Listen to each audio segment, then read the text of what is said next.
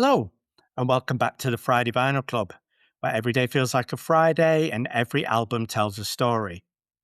I'm Jamie, and each episode I invite a guest to bring along one special record, an album that didn't just play in their life, but shaped it. This isn't about chart positions or critical reviews, it's about those personal soundtracks, the records that stay with us long after the needle lifts. This episode, I'm absolutely delighted to be joined by Dave High from the podcast Music is None of Our Business, a show where Dave and Jake, two wonderfully obsessive music fans, take on different themes, pick records and songs, and wander gloriously and maybe a little bit chaotically through the world of music. We'll touch on some of that today.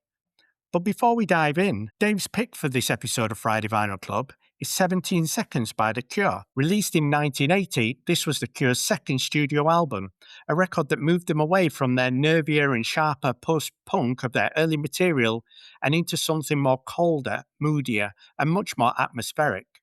But before we dive into the album and why it matters to Dave, let's rewind a little. Dave, welcome to Friday Vinyl Club. How are you feeling today? I'm not too bad, thanks very much, Jamie. Not too bad at all. Brilliant. Have you been watching the England game from the World Cup? Yes, it's caused me far too much stress. I wish I could not watch them, to be honest, but I just feel compelled to watch every game, and then I just sit there with my fist clenched, shouting at the cat, and just generally screaming at the TV. It feels like it's our national duty to endure an England match, doesn't it? It is just so painful, so painful. But what is not painful is your podcast, Music is None of Our Business, which you host with Jake. And as I said in the introduction, it feels like two real proper music fans, basically talking about anything music related in any way, shape or form. It has a feel of informed chaos, I think it's fair to say. If anybody hasn't listened to the podcast, I'd really encourage that you do. It feels part sort of record club conversation and part pub argument. What was the background to it, Dave? How did it start, and how's it been evolving for you? To be honest, it started. I never really listened to podcasts, and at some point, someone recommended one to me, and it was a couple of authors who write comedy novels, and I thought, oh, that sounds as if it could be really funny, and it wasn't. It was really really dull, and I thought, how can you do a podcast and not want to make it funny, and just thought, well, I could do that. I could make people laugh, and then I mould it around for a little while with another friend of mine, and nothing ever happened, and then I just happened to be speaking to Jake one day, and I said, have you ever thought about doing a podcast? Jake's words literally were, "What's a podcast?" Brilliant. He had no idea. He has no interest in in social media or podcasts, anything like that. He's not interested at all. So I kind of spelt it out for him and said, we could do that, and he said, he agreed and said, yeah, okay, we'll give it a bash. And we recorded a pilot episode really. And it went so well that we just stuck it up on Spotify, and that was that. And it just kind of went from strength to strength, really. It is an absolutely fascinating listen. I have to say, Jake does sound the more organised of the two. Totally, that's how it comes across. Is that the reality? Yeah, I mean, well, one of the reasons I wanted to do it was I'd been diagnosed with ADHD a few years ago, or I'd been told to go through the diagnosis process, and what a part of it was having some counselling. And I'd kind of broached the idea with the counsellor and said, do you think it would be a good idea? And he said, yeah, it'd be great. It would, give you something to concentrate on, something to focus on. And it's really good. It's really good for your mental health as well. It really is. It from day one, I felt so much better. It felt like a sense of achievement. We knew it was funny because even we were laughing at listening to it being played back. Yeah, and that was one of the main reasons why we did it. It was just it's for a hobby. And I've known Jake since we were 12, 50 years or so now. And, been mates on and off ever since. Well, that absolutely makes sense because that shines through when I'm listening on the podcast, and you two just bounce off each other so well. So, kudos for what you've managed to do and how you've managed to achieve it, because Thank you. it is Thank a you. real great listen. And I would encourage all of our Friday Vinyl Club listeners to tune in. And you're on all the regular platforms, aren't you? Yeah, I've found out how to do it. I've stuck it everywhere. Yeah, it's all the social media and putting it on the platforms. Um, yeah, and it works really well. Absolutely brilliant. All right. Okay, Dave, we like to start at the beginning of your personal music journey on Friday Vinyl Club. So, thinking back, what's your earliest musical memory that really stayed with you? And what did music sound like in the house when you were growing up? To be honest, my mum and dad were never really interested in music. Not to any great extent. I mean, my dad not at all. He kind of I think he liked ELO and that was about it. My mum bought records, bought singles, bought LPs, but I mean she'd veer between, the latest pop hits and Matt Monroe and old crooner records. Um, so and what I remember the most about being young is that despite that, music was everywhere. I think the 70s was this era of just constant radio. Wherever you went, the radio would be on. So you have Radio One or mainly Radio Two. So you'd know all of the you'd know every single song that was in the charts. The charts were very important to everybody at that time as well, and Top of the Pops, obviously.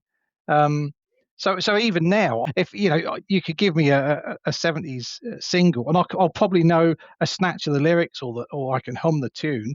It's amazing how much kind of goes into your brain and stays there. But like I say, with the radio, you go to the garage and the radio will be on. You go into a shop, they have a radio playing. You go in the pub, there'd be music on either a jukebox or someone would have the radio on. So you were constantly bombarded with the chart hits of from probably 70 to 76. Um, you know, I'd know every chart here. In fact, weirdly, we did an episode last Christmas, just remembering 5 songs that we remembered from our childhood that were on the radio all the time. Um, and during that episode, I think I sung pretty much every 70s song ever released as well. We just had an absolute scream during that one. So, just to give me a Yeah, bit of a flavour, then, can you remember your 5 songs that you pulled out from your childhood? What sort of things were on there? Are you talking about like Slade and Bowie yeah. and The Sweet, that type of thing? I think band-wise, it was Sweet, Slade, Mud, yeah, probably the Bay City Rollers, but T-Rex as well. All the Glam songs, I can remember all the Glam songs, and they were the ones I think that stayed with me. And then I kind of drifted off of music again until punk happened, really. Just thinking what you said about your mum. Your Yeah. mum was buying records. She had albums. Were you interested back then in getting into looking at the vinyl, looking at the records, and maybe playing them on the house turntable, or No, was that we just exclusively for her? that was just for her. I really didn't from a from an owning records point of view, I never really owned any records until, like I say, until punk happened. Um, I just didn't. I don't know. I think I found things like football and TV more important than music at that time. And considering how obsessed I am by it now, um, even I look back and think, what? Why is that? And I don't quite understand it. But yeah, music up till then, up till probably 1977 was just it was just there, and I wasn't that bothered about it. So what was going on in your life at that time when punk hit that would make you look at that and go, Yeah, that feels like a calling by the sound of it. I think at that time I was about 12, so I'd just started secondary school. Um, Deep down, whether I knew it or not, I just needed something to latch onto. I needed a reason. I needed something to, to just get into, really. Um, and like I say, we used to watch Top of the Pops. I mean, that was a staple every Thursday. We sat around and watched Top of the Pops, and I can remember seeing the Sex Pistols do Pretty Vacant. And I definitely remember the adverts singing Gary Gilmore's Eyes on there. But the one that got me was the first time I saw the Stranglers singing No More Heroes, and there was just something about it. It was that it was kind of it was just quite aggressive. It looked a bit nasty. It looked a bit vicious. It looked a bit, and I just thought, oh wow, that looks amazing. And that from that moment, I was obsessed. I was absolutely obsessed with music. So it flicked a switch. It did, yeah, Did, didn't it? absolutely, absolutely. Um, in fact, to be honest, until you just asked me, I'd never really thought about why um, it had appealed to me. I definitely remember seeing all of the newspaper headlines as well with the Sex Pistols, and people kicking their TV in because they'd sworn on Bill Grundy, and things like Punk Rotten gets razored, and pullouts in the tabloids, save our youth from punk, and I think that was probably it's that need to rebel as well, isn't it? I Yeah. think, you know, and I just grasped punk with both hands. You were still relatively early, so if your dad wasn't into music whatsoever, was he was he thrilled that you'd taken up an interest in music, or was he looking and going, "Now, Dave, you're not listening to this"? I think they had. I think they thought it was just a phase. They'd be like, "Oh yeah, it's just a phase he's going through." But it stuck. I don't think they were particularly. I don't think they were particularly bothered, or too. I think they thought I was relatively sensible. In fact, the first concert I ever went to was in 1978 when I was 13, and I'd been on a shopping trip with my mum to Peterborough, and there would used to be an old arcade in Peterborough, and there was a round record shop right in the middle, all kind of glass walls, and I remember walking in there, and there was a poster on the wall, and it said the Stranglers, Peterborough Arena Stadium, and it gave a date, and it was £2.50 for a ticket. Um, and I'll be honest, I had no idea what a live concert was at the time, but I bought a ticket. Um, and we got home, and I said to my mum, "Oh, I've bought a ticket to see Stranglers." And my mum went wild. She said, "You done what? How are you going to get there? How are you going to?" And my dad kind of went, "Well, I could probably take him and drop him off." So my first ever punk gig, my dad dropped me off outside and left me at, what was I, 13 years old. I just walked in. Like I say, I had no idea what it was all about, and it was just amazing. There were three bands. The first band was a band called Riff, which Billy Bragg uh, played guitar in at the time. That was his first band. The second band was a punk band from Scotland called the Skids, who kind of went on to big things later on, and then the Stranglers were on, and it was just amazing, absolutely amazing. And that kind of was a pretty much a life changer for me as well. And then I walked out afterwards and saw my dad's car, jumped in, and he took me home. Can Um, you can you honestly imagine anything like that in today's world? no, no, no, not nothing like that. I did. I mean, I took my girls to their. I've got two daughters. I took them both to their first concerts. They were relatively young, because I just think it's important that they get their own kind of music. They follow bands and they go and see live music. I think it's really important. So I did everything I could to make sure that, if they wanted to go and see somebody, um, I'd do my best to get them tickets and take them. So I think my oldest daughter's first concert, I think, was we went to see Billie Eilish at Shepherd's Bush Empire. Wow. Um, and it was either that or there's another singer called Maisie Peters. Yeah. And we went to see her at the Scala in King's Cross in London. Um, Great venue. yeah, it's lovely. Oh, yeah, fantastic. I love that venue. Um, Yeah, so that was how live music started, and within a month of seeing the Stranglers, my cousin who lived in London had come down for a few days, and we got talking about music, and he kind of said, "Oh, what kind of music you listening to?" Kind of half joking. I said, "I like punk," and he said, "Really?" I said, "Yeah," and he said, "Oh, I'm going to see the Clash uh, in a couple of weeks. Do you want to come?" So I said, "Yeah, all right." So so about a month after I saw the Stranglers, we were back at Peterborough Arena Stadium watching, The Clash, The Slits, and another band called The Innocents. Um, and yeah, so that was pure luck, but, got to see one of the greatest bands of all time, Mm. live in their heyday. So that was, So did that become a bit of a teenage habit then, going to punk gigs? not as much as I liked it to, because all I had was my paper round money as income.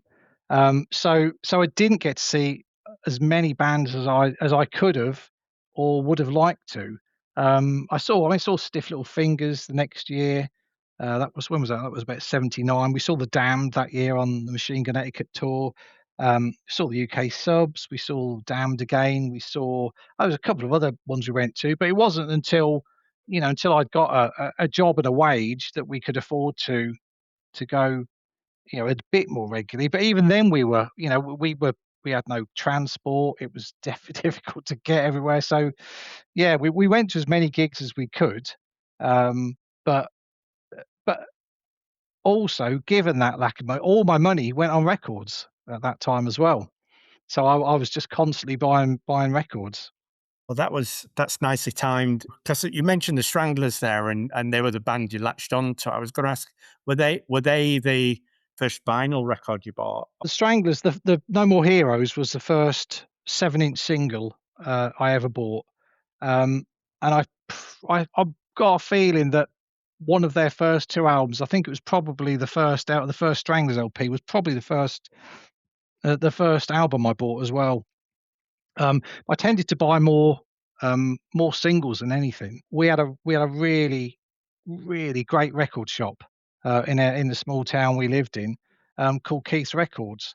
And Keith was just the one of the greatest men who ever lived, to be honest. He used to have a cardboard box on the counter, like a shoebox, stuffed full of 7-inch records, and on the front it just said "Punk Box" in felt tip. And we go in there, we just go through all these obscure, you know, um, punk singles, or well, it said punk, there was new wave, there were bits of everything in there. Anything he couldn't categorize, he'd bung in the punk box. So we'd kind of, we'd find a record, and a lot of the time we'd think we'd like the cover. We'd buy it because of the cover. Um, at the time as well, we'd all discovered John Peel's radio show. Gosh, Um, bless so him. so we were listening to that because that was the only place um, you could listen to punk on the radio. Um, and also, obviously, he'd be playing so much other stuff. We heard we'd hear all the reggae bands, all the punk stuff, all the weird, throbbing gristle, early electronic stuff, experimental records. But yeah, Keith's Records was definitely a big influence on what I was buying. And Keith would let you buy, if you did want an LP. He'd let you. He'd keep it in a bag under the counter for you, and then he'd write the price on it, So if it was 2.99, it would be 2.99, and as you got your paper round money or whatever money you'd got, you'd go in and you'd pay a pound off or 50p off, and he'd just, uh, minus it down until it was yours, and then you'd Until it take was it home and yours. play it. He was brilliant. He was absolutely brilliant. He sounds like a fascinating guy, and Yeah, clearly influential in your sort of musical landscape at that time. yeah. Um, so were you fully in the punk scene? Because when I think of punk, I'm thinking of a dress sense. Is that where you were, or were you just interested in the music and not the other side? A lot of it was the music to start with. I mean, bear in mind we were kids at the time, Yeah, so we were still at school. Again, limited budget. So our uniform then was like we'd have old jeans that we'd get. Someone's mum would have a sewing kit or a sewing machine and would bring them in for you. So they would like drain pipe drain rather than pipes. Yeah, flares. We'd wear old tennis shoes like the Ramones did, or if you could afford it, or your mum and dad would buy you a pair, you'd have Doc Martin boots. We couldn't really afford leather jackets, but we'd try and buy t-shirts from concerts, or Keith's records would stock the t-shirts as well. I remember for years I walked around I had a really old overcoat that my dad gave me, this long coat, and we used to.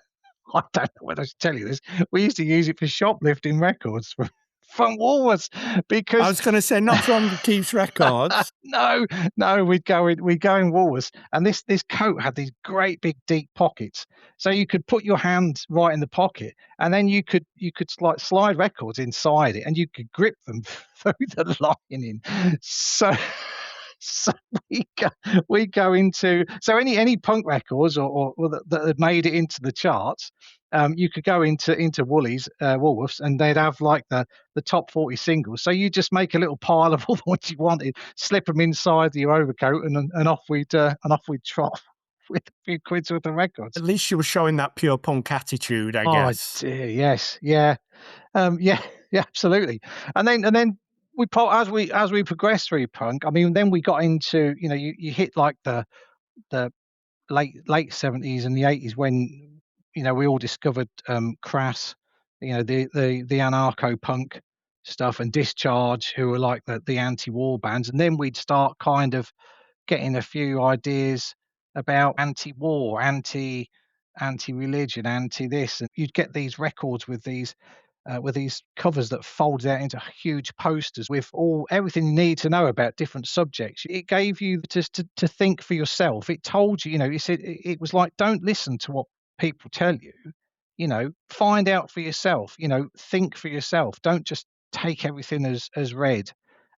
Which obviously caused some some great scenes in the classroom when we'd be questioning our teachers about everything. It didn't go down too well there.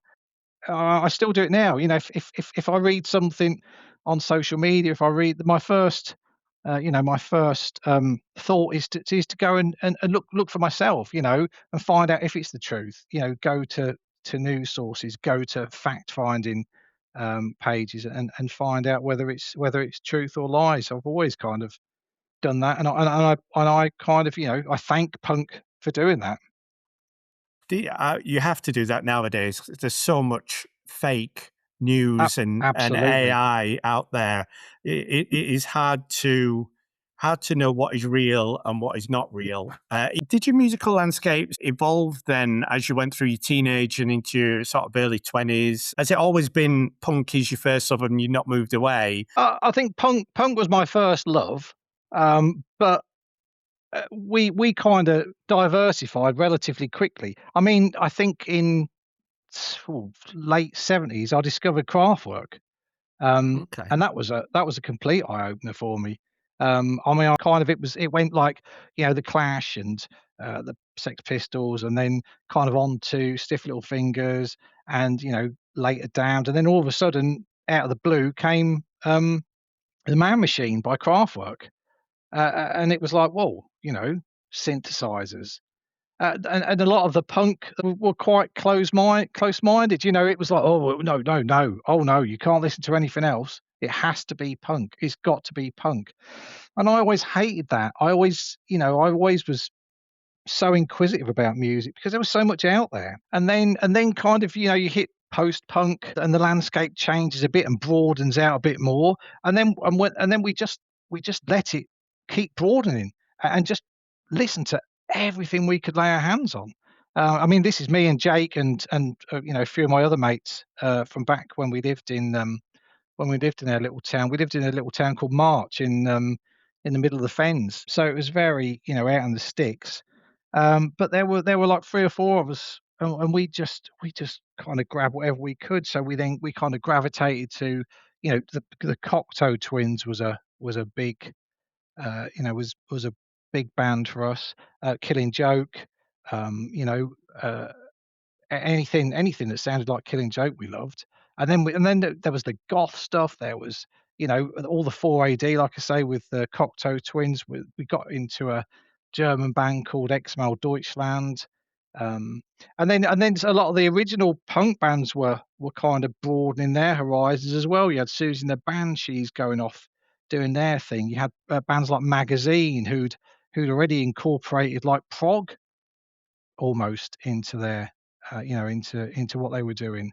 Um, and at the same time, we were still kind of bashed away at Discharge and Crass and then we also discovered American hardcore punk, Black Flag and all those kind of bands. Oh, we just couldn't get enough of it. Just couldn't get enough of music.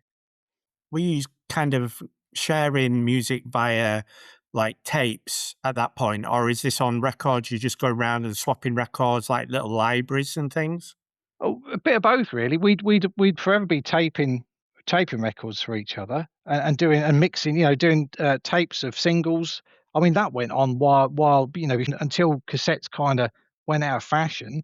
I'd always be making mixtapes for people, or myself. I'd still be buying 7-inch singles, up to like the 90s.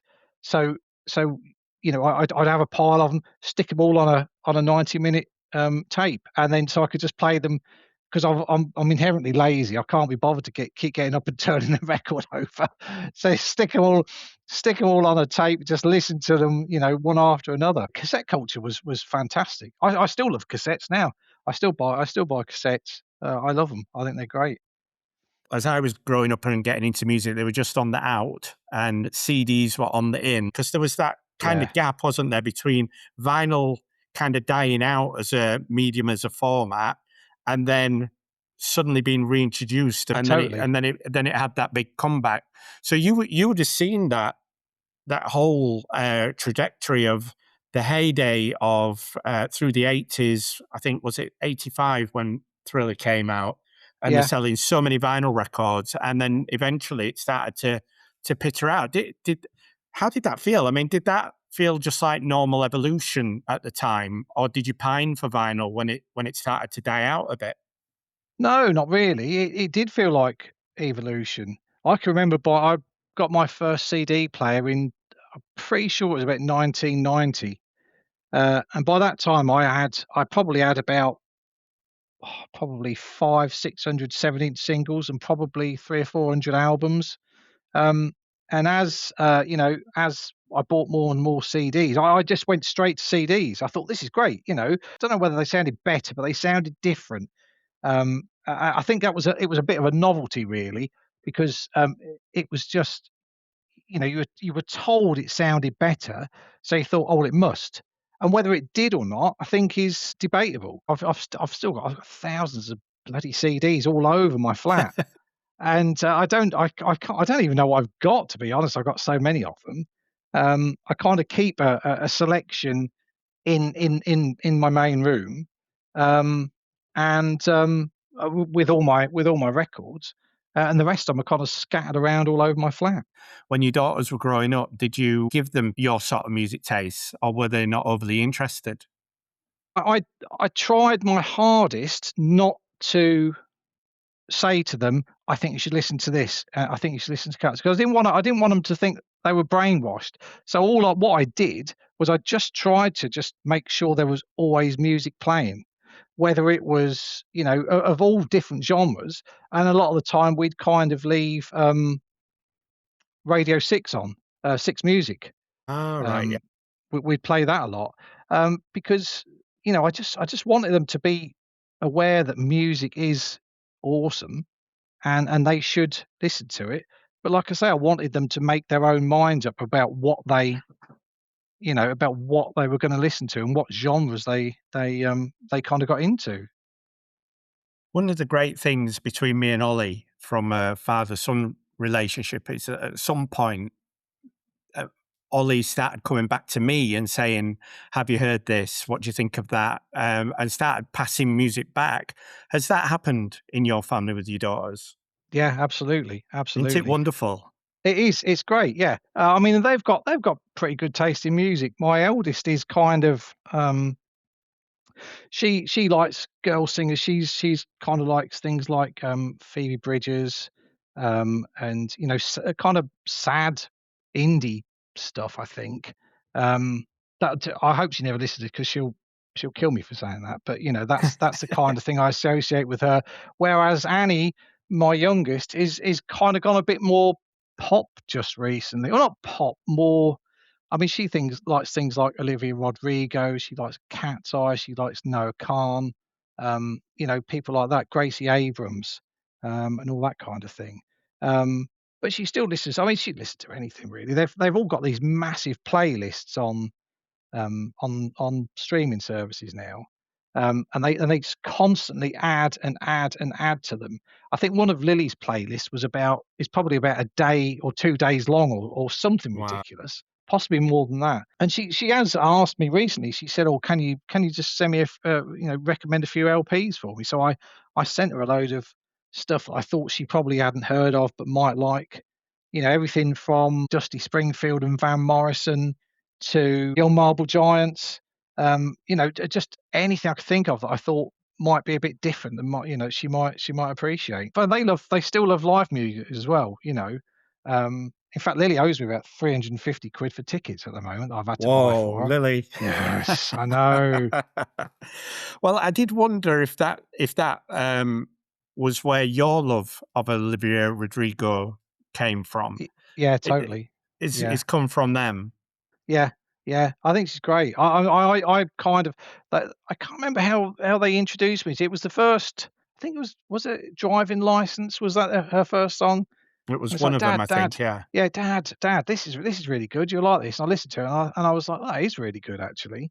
Um, and yeah, I've got all of her LPs. I think she's great. What I like about her is the way she wears her influences on her sleeve. And she's verbal about it. She's all about introducing bands um, to her fans. I mean, from Robert Smith and The Cure to Bikini Kill, The Breeders, Babes in Toyland, even girl bands as obscure as that, and going, look, this is where my music originates. You should listen to this, and these girls are getting into it, and it's fantastic.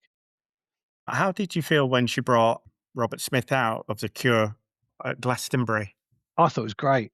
I thought It it was was great. I really, I didn't see that coming. I've got to be. We'd seen her. I think we'd seen her a couple of days before at Hyde Park, and she was great. And that night, I think Ed Sheeran came on, um, which was bit disappointing. Bit so so disappointing, so considering that a couple of days later it was bloody Robert Smith. It's like, oh, that's tippy. That's just my luck. I was really happy that she brought him out. I mean, I think my favourite Olivia Rodrigo story is the one about Elvis Costello, when she'd done one of her songs and it sounded a lot like "Pump It Up," and someone was trying to cause a bit of mischief and had said to Elvis Costello, "Oh, what do you think of Olivia Rodrigo ripping off your song?"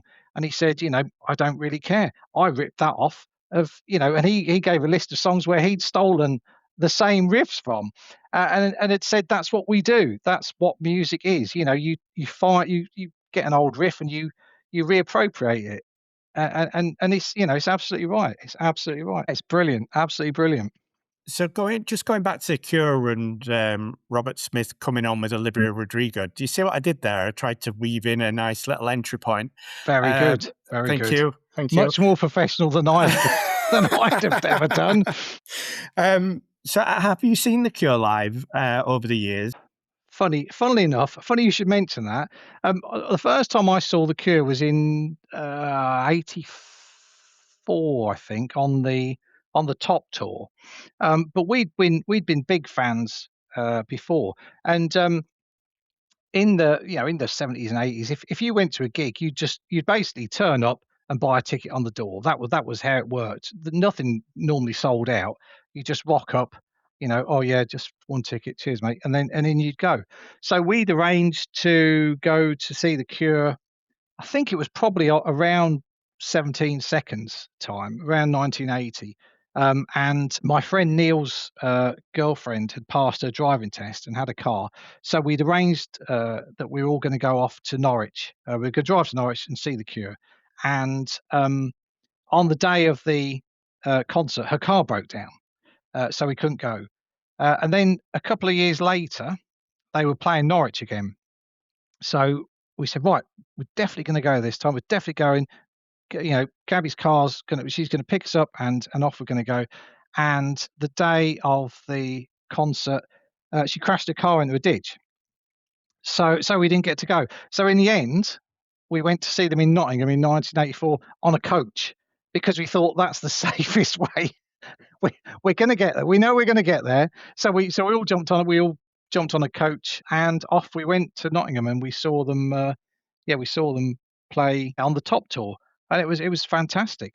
They were absolutely brilliant. And the next time I saw them was at 2018, and I've seen them about 3 times since. And it's always an adventure. I think it was the last time we saw them.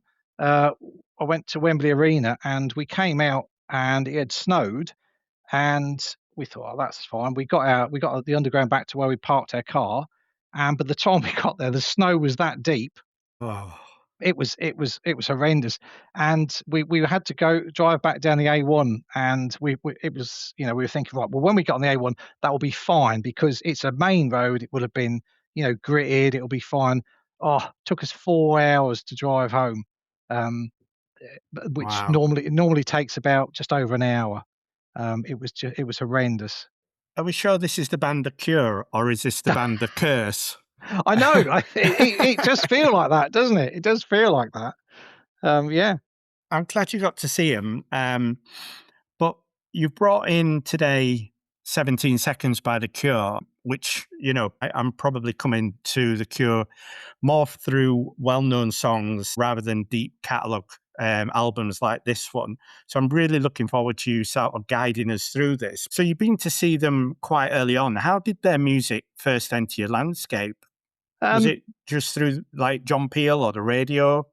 it was a combination of both. I know I bought their first single from Keith's Punk Box, um, and I saw it in there, and I'd either I can't remember whether I'd read a review of it or I'd actually heard it on John Peel, but I remember finding it and buying it and absolutely loving it. That was their first single was Killing an Arab.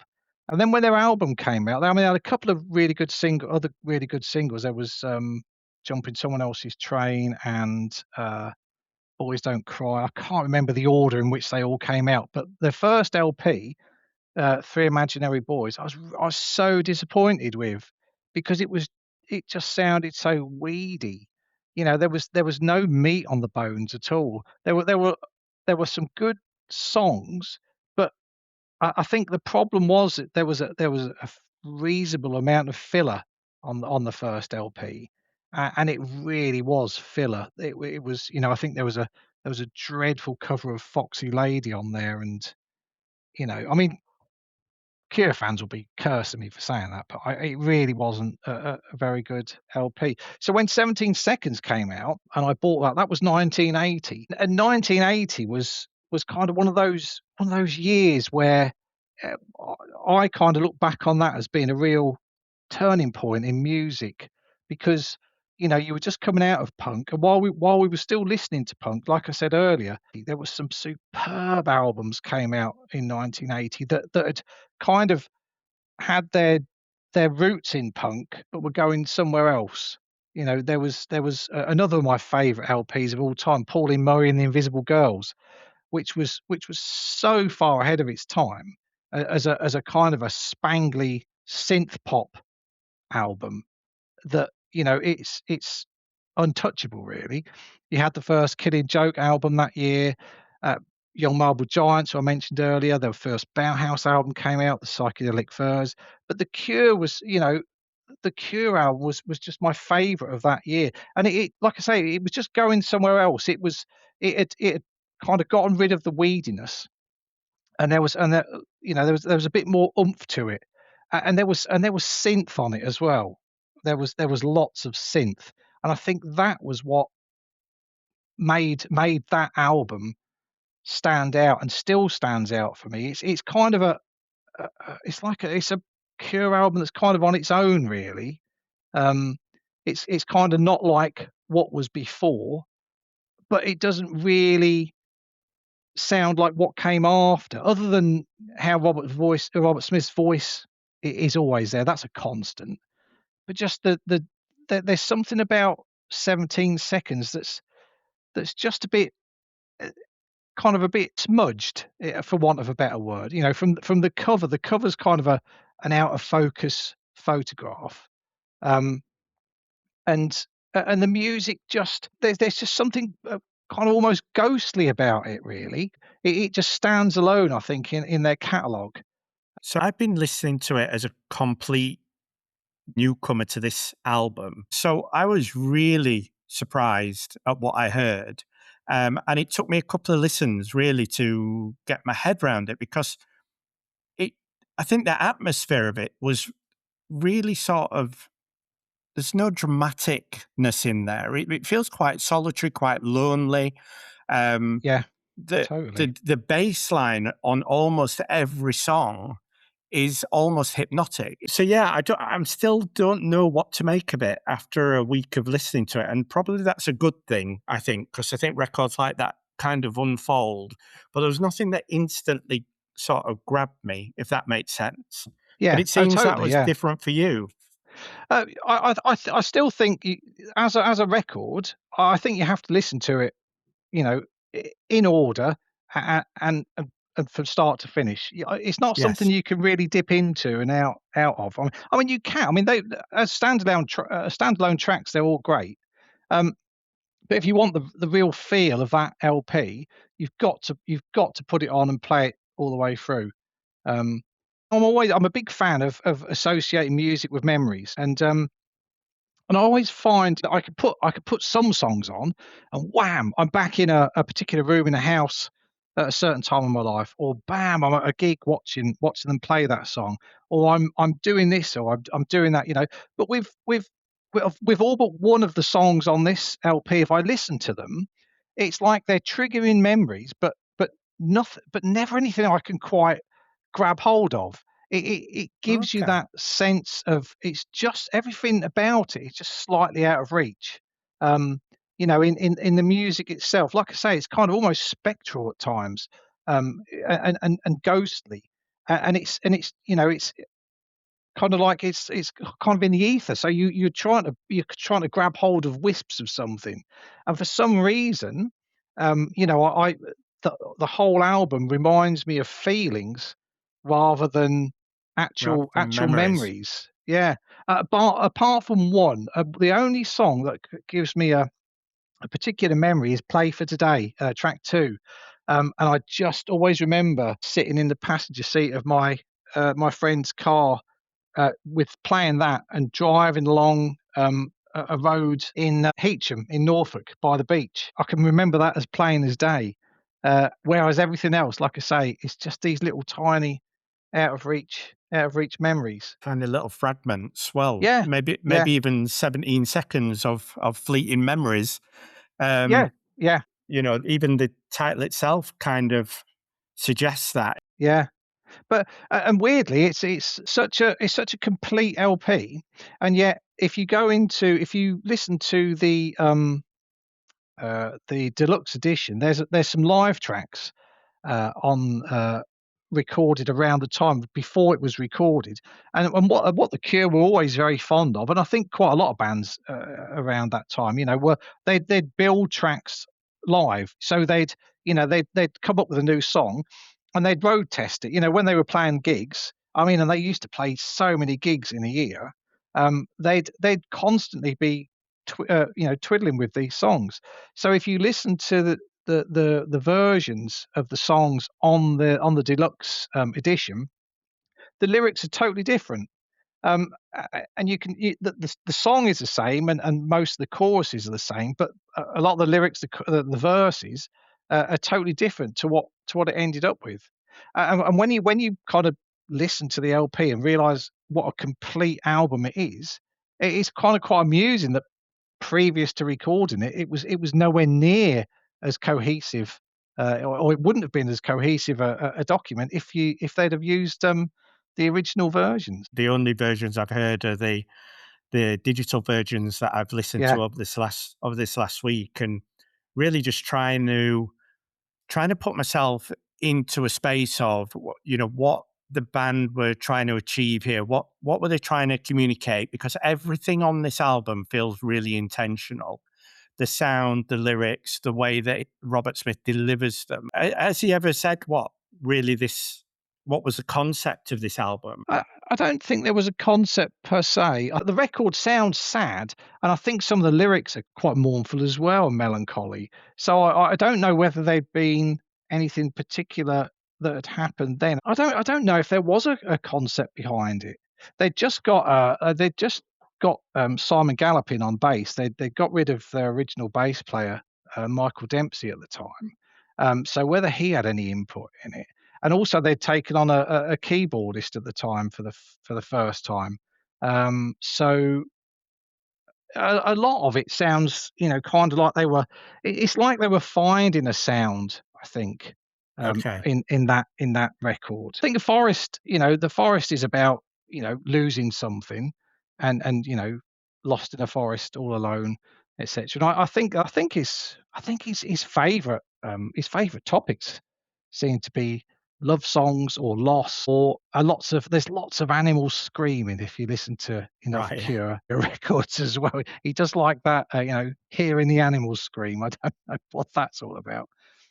So you mentioned a forest there. That seems to be a Cure track that is kind of held up as one of the defining ones. I noticed Absolutely, yeah. on the Greatest Hits album that the forest is on that when I had a quick look. What are your thoughts on that track? I love the forest. I think it's great. I like the way it's kind of mutated over the years. I mean, it's still basically the same song, but it's kind of gone from the originals about 5.5 minutes. There've been 9, 10 minute versions, and then back down to 5 minutes. It's got noisier over the time as the number of members in the group has got bigger as well. Um, I think, but I think it is.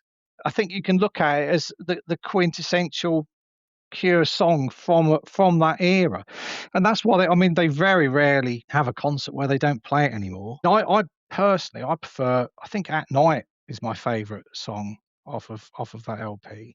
Um, I've always had I just like that. So, it's got that kind of that keyboard bit in it that's, do do do do do do do do do do do. So I keep thinking I'm on my podcast. I'm going to start singing in a minute. I better not do that. No, No, no, no. You sing everyone. away. You That's sing away, Dave. This is your story. You it can was. you Do you know? can It was. bring It that was in. funny because on the podcast, the singing all started because I'm so bad at singing. I'm totally tone deaf, and I found that when I sung, it annoyed Jake, and it's just become it's just become something I do all the time now. Any song that Yeah, I know hang the on a chorus second. of will. If I'm going to lose Jake as a listener, stop singing. Stop Yeah, singing. yeah. I won't. Oh, But yeah, no, I really found I enjoyed At Night. Again, dark themes, nighttime solitude, really atmospheric. The way that they've put that yeah. song together. One of the things that really surprised me was the opening to the album. I don't know what I was expecting, but I wasn't expecting just that really quiet reflection song. Yeah, yeah. And it's not even a It's song, great. is it? It's just A it little kind of just instrumental, yeah, lulls you in, doesn't it? yeah, yeah. I love that.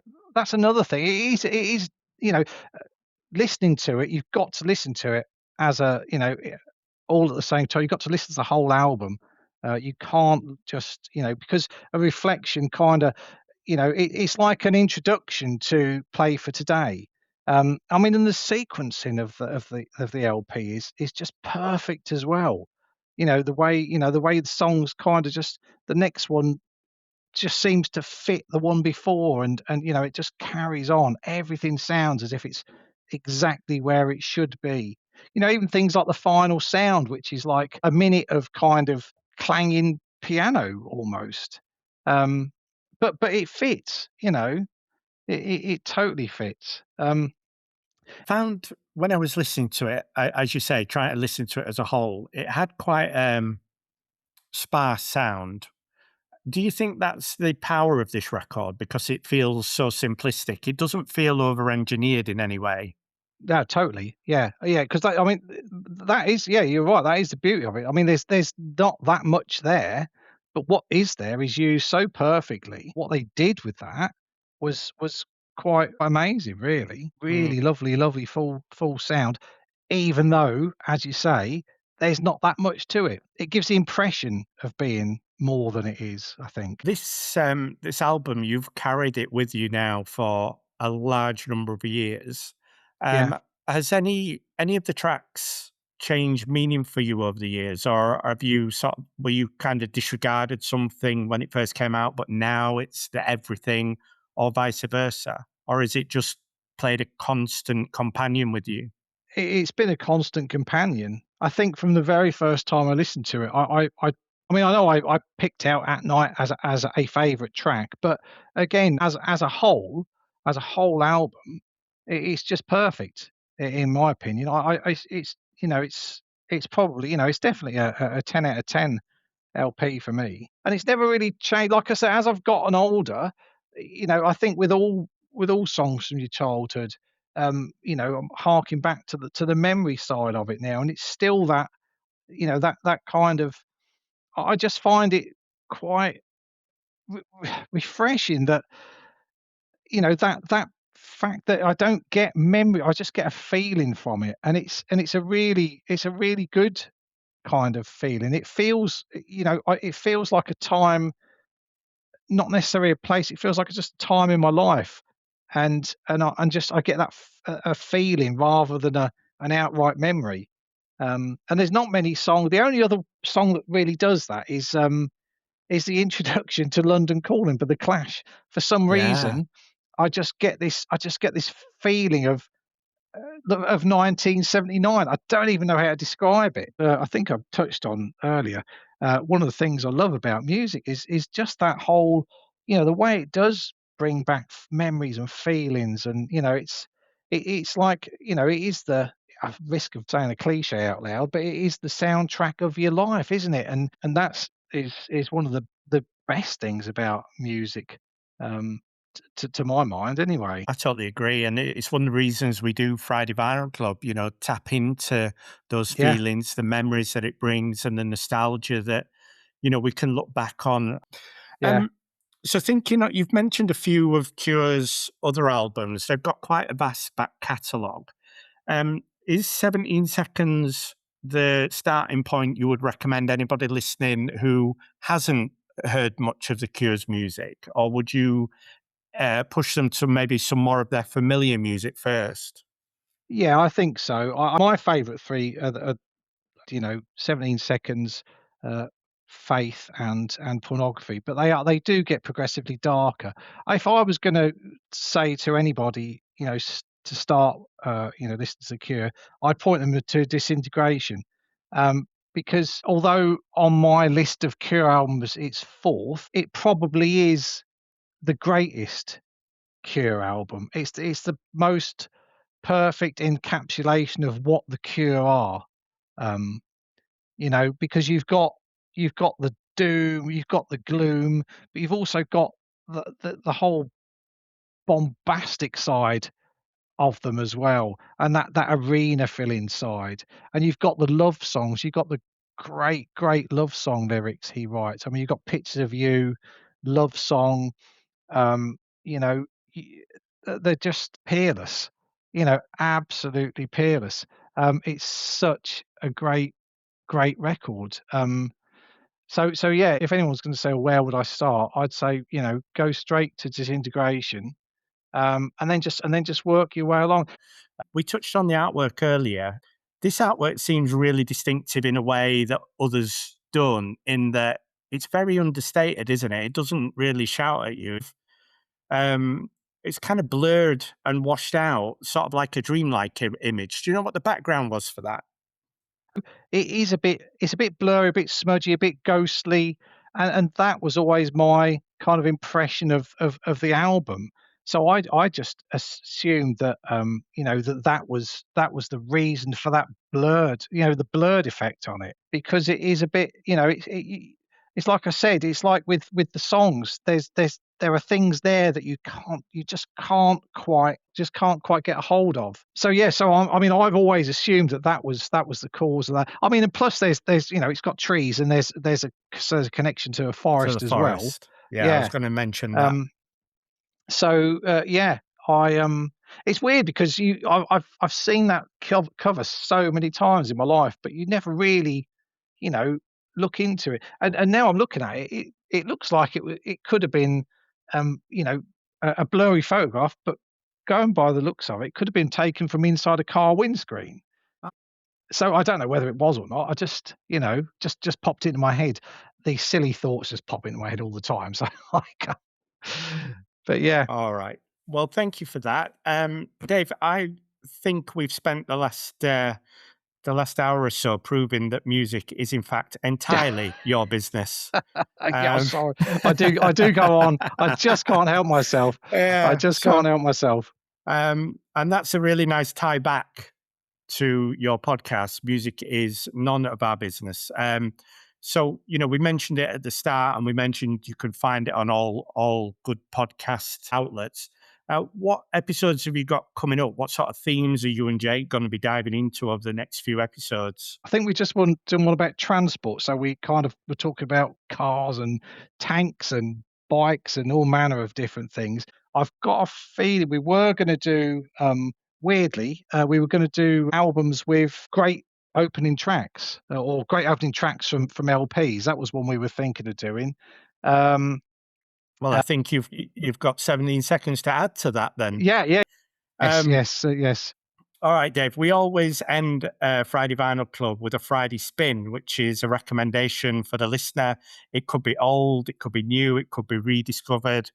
After the conversation we've had, I genuinely have got no idea where you're going to go with this. But what have you got for us today, Dave? Well, I've actually picked a brand new. I've just the other day, yesterday, I got the new 7-inch single from Phoebe Bridgers. It's the first track off of her new LP, which is out later in the year. And Phoebe Bridgers is actually I share a love of Phoebe Bridgers with both my girls. In fact, we're all going to see her at the O2 in December. Um, and I just kind of I myself stumbled across her in one of my Friday digging through every single website I can find to find new music. Saw her album on, I think it was probably on Resident Records music site. Had a listen and absolutely fell in love with it. That was about 7, 8 years ago, I should think. And then my daughters both discovered her independent of me, and she's absolutely brilliant. And her new single is called Lost Boys, and it's just fabulous. She's such a great singer, and her LPs are just superb. And the first one is one of my favourites. And in fact, I just had a Phoebe Bridgers tattoo as well. Um, with a kind of a cartoon of the first LP sleeve. I can't tell you what it says because there's a swear word in there, but it's part of a lyric. It's part of a lyric on one of the songs. Yeah, I just So I that's my recommendation anyway. Phoebe Phoebe Bridgers. Bridgers, Lost Yes, Boys. I think everyone's and if you want to listen to an LP, I would definitely listen to Stranger in the Alps. It's brilliant. I went with Lily to see her at Brixton Academy a few years ago, and it was one of the best gigs I've ever been to. Phoebe Bridgers is not somebody that's come across my landscape. I've heard the name. I do wonder if Ollie's listened to Phoebe Bridgers. I'll make sure I ask him. Uh, Thank you so much, Dave, for bringing your record and your story to Friday Vinyl Club. It's been an No absolute problem. pleasure chatting with you. Did you enjoy that? I enjoyed it very much. Yes, I'm sorry I went on quite so much. I've just realised that we've been recording for so long. So yeah, sorry about that. You might have to do some serious editing in there. No worries about that at all. It's always amazing to hear how music becomes part of our lives, not just in the sound, but the memory it holds. To our listeners, you can find today's album and a few of the tracks we talked about on our companion playlist, the Friday Vinyl Club Spotify playlist. The link will be in the notes. If you want to contact us, please feel free. Instagram at JamieB1973 or email the Friday Vinyl Club at hotmail.com. If you enjoyed this episode, please share it with a friend, follow or leave a comment.